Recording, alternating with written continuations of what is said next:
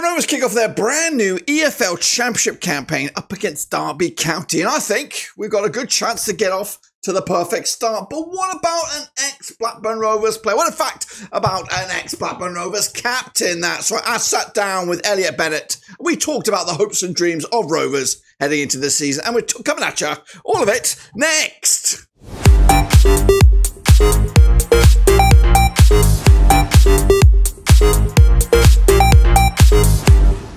That's right, folks, back once again with another video. Today, we're going to have a sit down and chat with a Rovers player from the past. That's right, we're going to go roll back the years with Captain Fantastic, fist pump extraordinaire, Elliott Bennett, of course. We'll be with him in just a second. Of course, if you're new, where you been, smash your subscribe and your one-stop shop for Blackburn Rovers is right here under one Rooski, of course. Yes, Elliott, going to roll back the years, talk about his best 11 for Blackburn Rovers. Of course, what we can expect this season moving forward. We'll get to all that in a minute. Big shout out to the VIPs. They are the patrons. You know who you are. And again, if you're new, smash your subscribe, boys and girls. So I just want to say big thanks again for Elliott for stopping by. But without further ado, let's bring him on. So you made the move to Blackburn Rovers during the winter of 2016. What was it that originally lured you to Ewood Park in the first place? I think the manager, to be honest. Obviously, he signed me, gave me my opportunity to play in the Premier League at Norwich. I loved playing under him.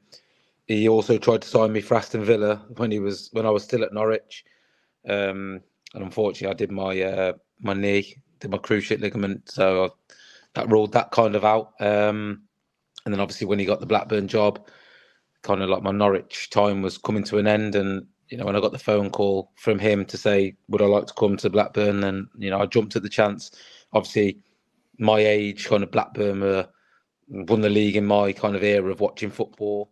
Walking up Ewood and seeing the Premier League in there, like there's not many clubs that have got that, and to play and represent a club that has, kind of achieved the greatness in domestic football.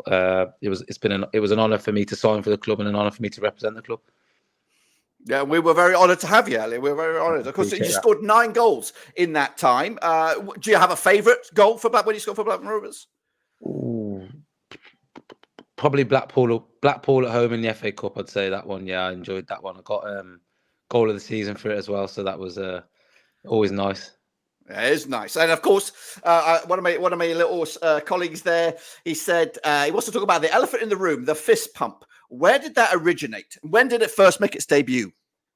Oh, do you know what? I wouldn't even know where it made its debut, to be honest.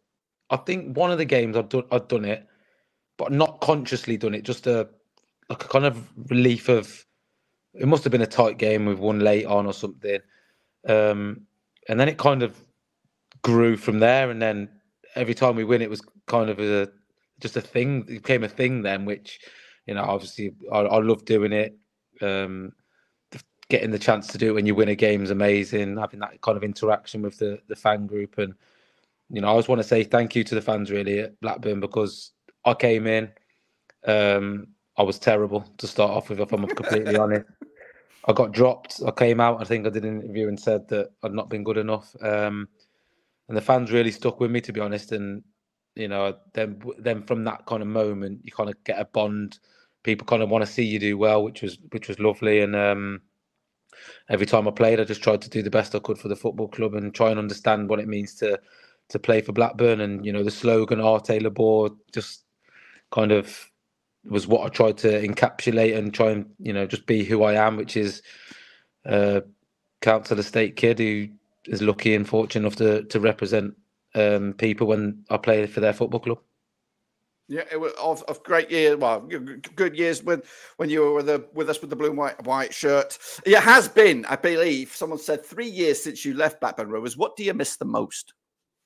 The people behind the scenes, the people at the training ground, the chef, the kit men, Leslie and Bev, the first 2 people you see. As soon as you walk in the training ground, first 2 people you see, greeted with a smile, can't do enough for you.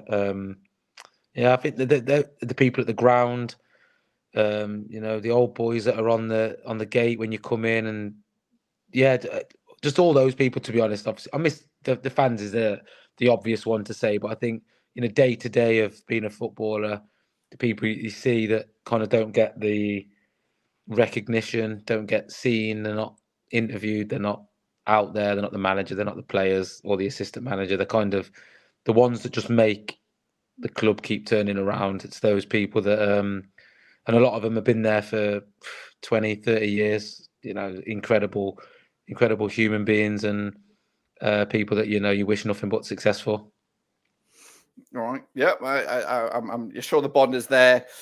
Did you? So Lewis, another one of my little buddies here, has said, "Would you?" That's probably a no-brainer, really. But would you ever come back to Blackburn Rovers, maybe in a coaching capacity or something off the field, kind of like what Rudy Gestede is doing at the moment? Yeah, I'd love to. I spoke to Steve Waggett about that last year. We floated the idea of a few things. It didn't come to fruition, unfortunately. But who knows what the future holds, and if I can be a positive impact on the younger players in some capacity, or whether that's helping players that maybe go out on loan and speaking to them and trying to offer them a bit of guidance. My phone's always on and open to trying to help the football club in any way I can, and we'll see if it rings, and if it does, then I'd be happy to kind of answer the call to be a part of the football club again. Yeah, it'd be great if we could get that to happen. Now we're going to roll back the years here now with this one. I need you to build your dream 11 of the players that you have played with while representing Blackburn Rovers. You span a few years, so you're going back a little bit. But and again, you could do it in any style you want. You could be talking about people with potential or people that were at their peak at the time. You know what I mean? David Raya, goalkeeper. Nice. Yeah. What he's obviously gone on to do is incredible. So pleased for him. Incredible, representing his country at the Euros, the winning team as well. Pushing Man City all the way in the Premier League. Amazing what David's done. Right back, I will go with. And you need to don't forget, you got to slot yourself in there somewhere as well. No, I'm not in it. Okay. I'm not in it. Ryan Nyambe, yeah, okay, 100%. The ball. We miss him. Yeah, really good. What a human being. Quiet as anything. What a guy. Yeah, good footballer as well. Centre back. Oh, this is a tough one. Charlie Mulgrew's in there. Mm-hmm. Just what a man. That season. Dead ball king. Yeah, what he did for us that season, we got promoted. Incredible. One of the funniest people I've ever met as well. So he's in there. Another centre back. Oh, this is tough. Oh, Darryl Lenihan. Yep. Strong, focused, so driven. Love football. Good defender, solid as a rock. Could rely on him. Rovers Academy. Yeah, another one off the conveyor belt. Yeah, he's in. And then left back. Ooh. Who am I going to go with at left back? We had the Olsons in there your time? No, I played with Olsen at Norwich. So if I can slot him in there, I will, yeah. I'd have to say... I'd have to say Derek Williams, Mm-hmm.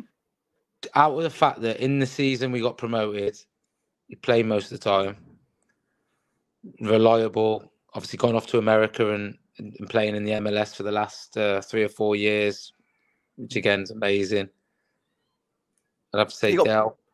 He got Player of the Year, I think, as well. I don't know if it was the relegated year, but he definitely he did one of the seasons, yeah, Derek. And then I've got to play a 4-2-3-1, I think, because I need to get certain people in their best positions. 2. Oh, this is a really hard one, Richie's got to be in there. Richie's got to be in there. Yeah. Just because of everything goalkeeper, about backup goalkeeper. Yeah, backup keeper as well. So we wouldn't need one on the bench. We've got one there. Plays with his heart on his sleeve. Knows what he is and is happy to be and do that dirty role to make everyone else be good. So, yeah, Richie. And alongside Richie, I'm going to go with... Who else did I play with him? Oh, Trav there as well, right? Travis. yeah. We've had Trav. Who else do we have? Yeah, Lewis Holtby. Holtby, yeah. Jack Rodwell. Oh, what a player! Jesus, what a player! Injuries, man. If football hadn't been so cruel to him, what a player. Stuart Downing. Stewie. Wow. Wow. I played with him when he was at the end. Mm-hmm. Honestly, that man Wizard. is unbelievable at football. Unbelievable. Beautiful left foot.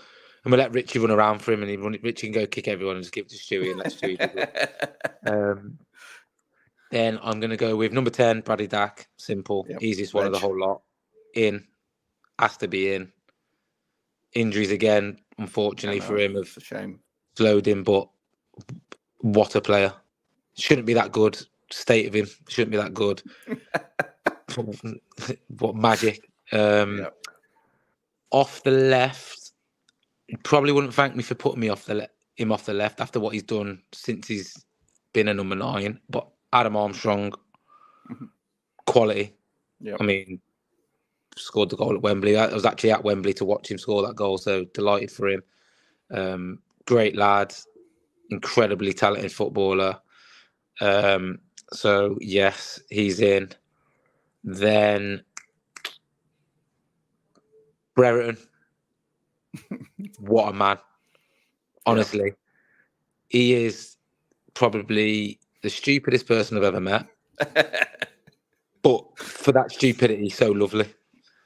And what he's obviously gone on to do in his career in football's incredible. Obviously, definition of having a hard time to start off with and turning it around completely is him. Yeah, because he first came in and he looked like he couldn't even tie his own shoelaces. Bless him. And then kind of become the king of Chile. Yeah, he's having an incredible career. Yeah, incredible story. Couldn't be happier for him. Lovely person. Amazing family behind him, and Brio's in. And then my striker has to be DG. All right, Danny Graham, lovely. That's an 11. That is a good 11.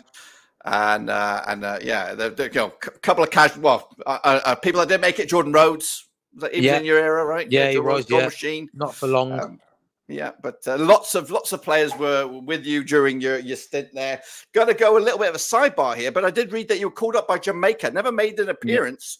Yeah. But, how was that experience getting called up internationally? Amazing, yeah. I'll be honest. I was going to go to the Gold Cup, but I was required to get because my granddad and my grandma were both born in Jamaica, but I needed their birth certificate, and they both passed, and their death certificate. Now, trying to get a birth certificate of a Jamaican man and woman of 85 years old is next to impossible. So we had a lot of running around to try and going to the Jamaican embassy and stuff like that. But it was just, everything was kind of a bit too crushed in terms of time, like trying to get it all done. And then in the end, when it didn't get done to go to the Gold Cup, it kind of like not fizzled out, but then I didn't end up going, and it kind of just, I didn't end up getting my passport. I didn't go and, keep pursuing it then. So it was one of them situations where it was an honour to get called up, and it would have been amazing, I guess, for my family to see me play for, kind of my father's side of the family for Jamaica. But, it didn't happen, and it is what it is. It is what it is. Now go back to, of course, the thing that we share to our hearts, of course, Blackburn Rovers. It's been in a transfer business, been up and down a little bit. But where ultimately do you think Rovers can be at the end of the season? Put you on the spot. I think if they finish mid-table, I think that's, but not mid-table where you're like just about scraping. I mean, solid mid-table. Never look like you're going to go down. Have a flirt with going in the playoffs, and then you don't end up getting in there, and then everyone has a meltdown because you haven't got in there. But no, I think a solid. But it's the way it goes. Like, and listen, when the start of the season comes around, every fan has the right, and that is the football God-given right that you have a dream that you're going to get promoted. That is what it's all about. If you haven't got that dream, then what's the point? What is literally the point? And 21 other teams, fans are all going to be let down because only three go up. So 21 other teams are going to be devastated and this team, it always ruins my dreams. But and then you start all over again the next season, August the 9th, 8th, whatever the start of the season is, and you dream again. And that's what it's all about. And if you haven't got that dream, what's the point in supporting football? So, but I think realistically, I think a mid-table finish for Blackburn would be a good season. Kind of consolidate, maybe bring a few more of the younger players through, and then see where you can go from there. Do you know what I mean? I think the best way of kind of getting to that playoff spot isn't necessarily getting in there when you're not ready to be in there and dropping out and then never getting back there. It's kind of do it in a slower build-up to a point where you get that team that when you get in there, you don't just get in there, you go up so that then everything goes bang again instead of it being, we got up, that was amazing. You have a season in the Premier League, you get beat every week, you come down, everyone's a bit like, that was great.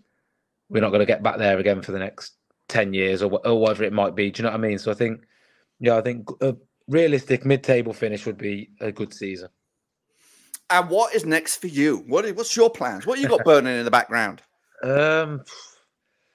Just being with my family, to be honest, at the minute. That's what I'm enjoying. I'm currently building a couple of houses as part of like a business thing, something I've always been interested in.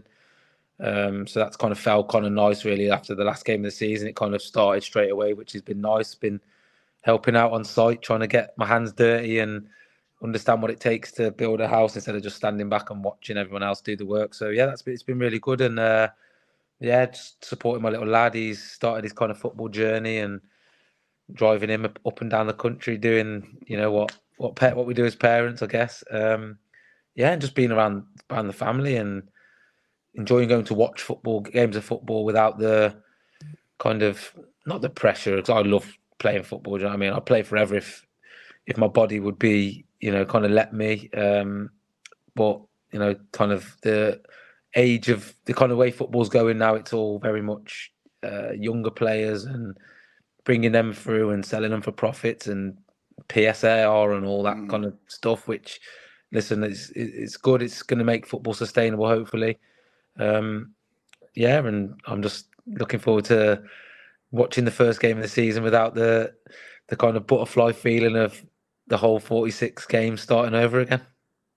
Yeah, well, hopefully the house building goes well. I did a dabble, a bit of DIY when we moved house recently. It was a nightmare. So all credit to you. All credit to you. I appreciate it, Elliott. You've been a superstar, and I appreciate giving up a bit of your Sunday. And again, any revenue from this will go to Prostate Cancer UK. We'll get that out to them in your name, and we really value your time.